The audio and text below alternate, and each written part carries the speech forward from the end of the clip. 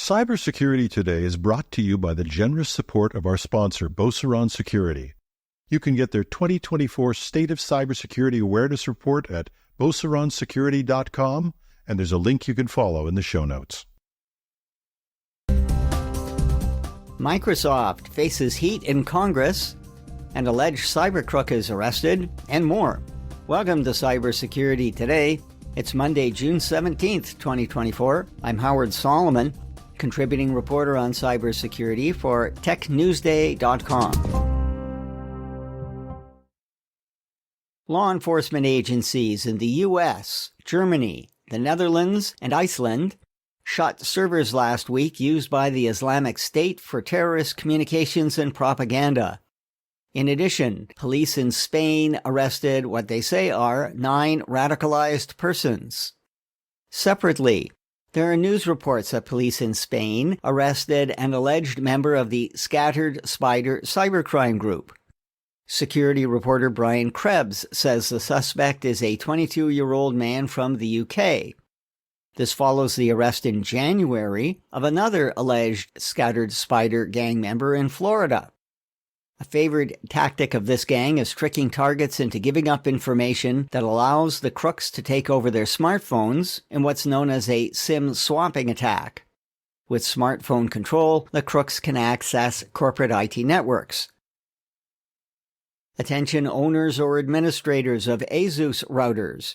According to Security Affairs, ASUS has issued patches for several of its Zen Wi-Fi and RT routers. The patches close an authentication vulnerability.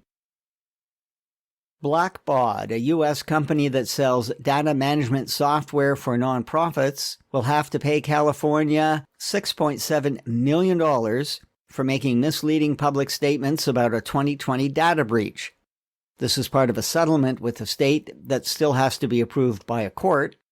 The agreement comes after the U.S. Federal Trade Commission finalized an order against Blackbaud, forbidding the company from misrepresenting its data security and data retention policies, as well as forcing the company to develop comprehensive information security programs.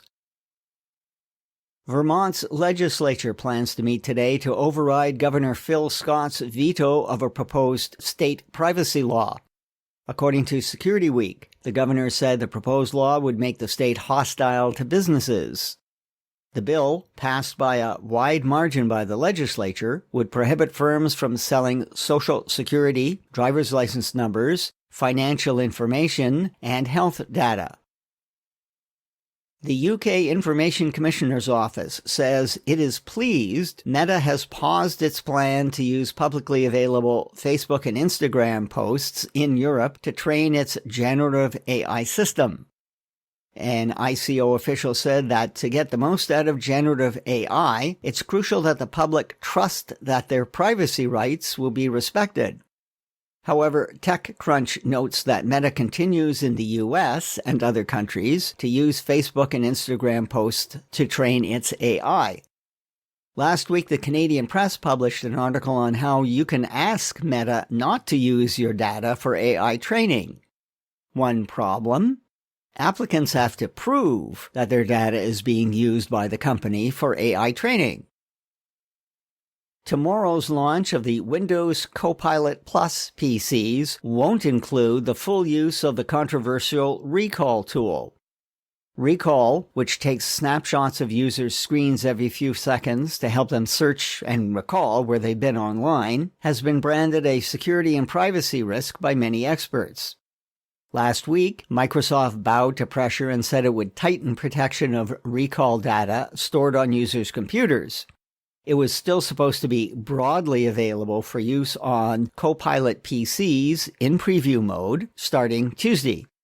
However, at the end of last week, Microsoft said Recall will now be limited to those in the Windows Insider program. At some point, the preview will get general availability.